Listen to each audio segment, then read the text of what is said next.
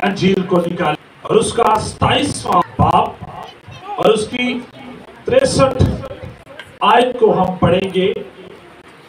63 और उसकी वर्ष नंबर 27वें बाब की 63 आयत को हम पढ़ेंगे। मैं चाहता हूं कि बड़े ध्यान से इस बात को जी ऊंची आवाज में तिलावत कीजिए। खुदावंद हमें याद है, खुदावंद हमें याद है। ये फक्की और फरीसी पिलातूस से कहते हैं कि उस धोखेबाज ने जीते जी कहा मैं 3 दिन बाद जी उठूंगा। मैं 3 दिन के बाद जी उठूंगा। आमीन।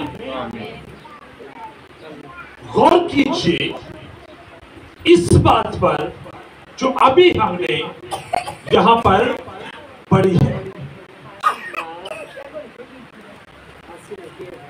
जो फक्की और फरीसी थे ये उस पर निगाहें बनाए रखे थे।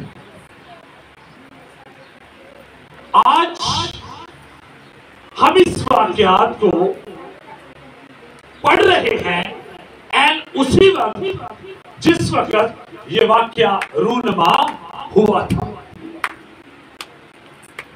और क्या कहते हैं कि आए खुदावंद ये पिलातूस को फक्की उसके पास जाकर उसको कहते हैं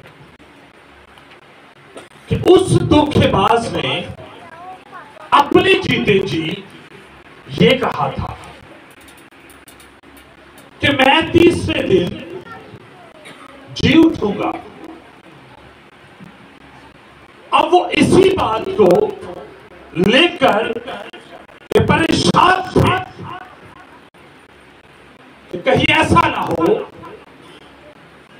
कि कोई आए और इसको चुराकर ले जाए और इसके जो हमवारी है, जो इसके शागिर्द है, वो ये कहे कि वो मुर्दों में से जी उठा है। और जब हम इसी अबवाब को पढ़ते हैं तो हम देखते हैं कि अलमतिया नाम का जो शख्स था जिसका नाम यूसुफ था, यूसुफ अलमतिया, जिसकी ये कब्र थी, ये चट्टान के अंदर थी जो उसने खुदवाई थी अपने लिए।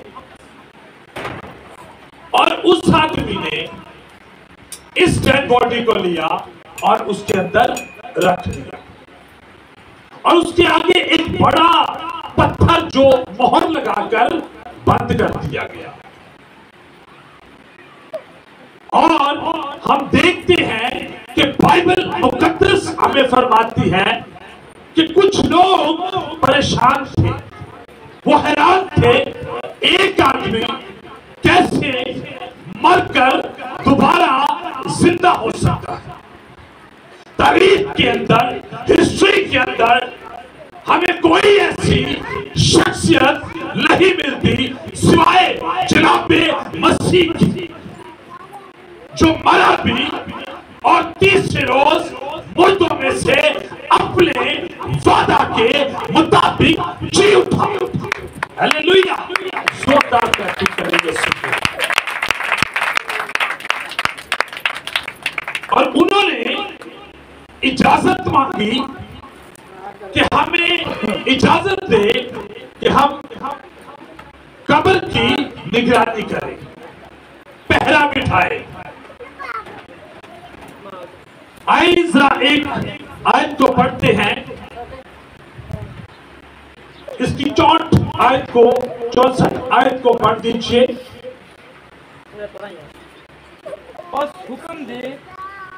बस हुक्म दे कि 3 दिन तक कब्र की निगरानी की जाए। कि 3रे दिन तक, कितने दिन यीशु ने कहा था? 3 दिन के बाद मैं जी उठूंगा। और उन्होंने इजाजत दी कि 3रे दिन तक हम इसकी निगरानी करें।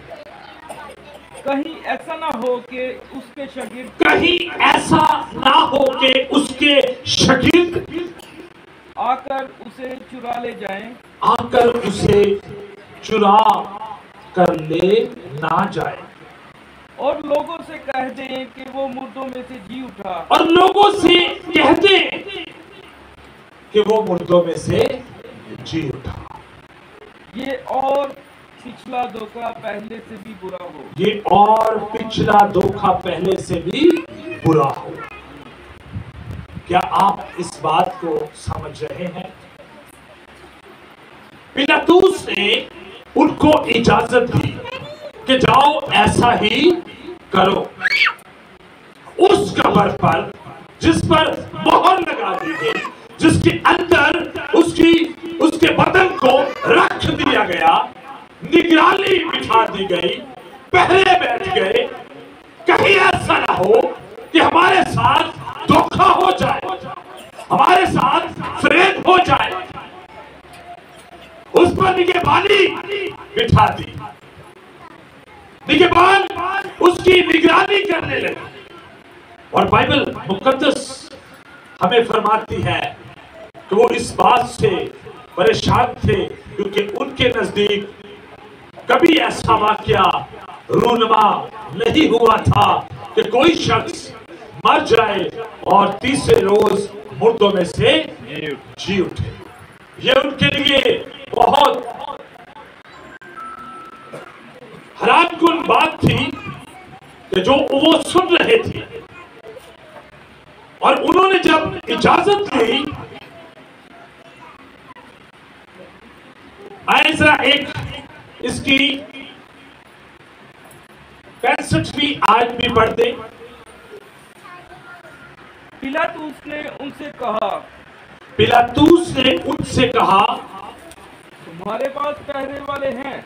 तुम्हारे पास पहरे वाले हैं, जाओ जहां तक तुमसे हो सके उसकी निगरानी करो। जाओ जहां तक तुमसे हो सके उसकी निगरानी करो।